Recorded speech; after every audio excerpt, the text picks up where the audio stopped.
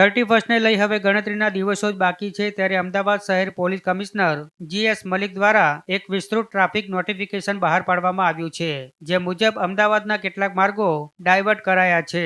31મી December સાંજે 6 વાગ્યાથી 1 જાન્યુઆરી વહેલી સવારે 3 વાગ્યા સુધી સ્ટેડિયમ સર્કલથી પંચવટી સુધીનો CG રોડ તમામ વાહનો માટે બંધ રહેશે. તેમજ CG રોડની બંને બાજુએ પાર્કિંગ પર સંપૂર્ણ પ્રતિબંધ રહેશે અને રાત્રે 8 વાગ્યા પછી આ માર્ગ પર વાહનોની અવરજવર સદંતર બંધ કરવામાં આવશે.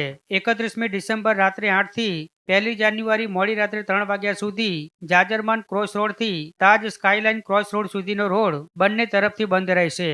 તો સમગ્ર શહેરમાં મધ્યમ અને ભારે માલવાહક વાહનોના પ્રવેશ પર પ્રતિબંધ રહેશે.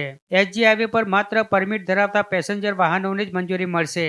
આ સાથે જ પકવાન 4 રસ્તાથી સાણંદ ચોકડી અને નહેરુનગરથી શિવરંજની ઇસ્કોન 4 રસ્તા સુધીના સર્વિસ રોડ પર પાર્કિંગ પર સંપૂર્ણ પ્રતિબંધ રહેશે.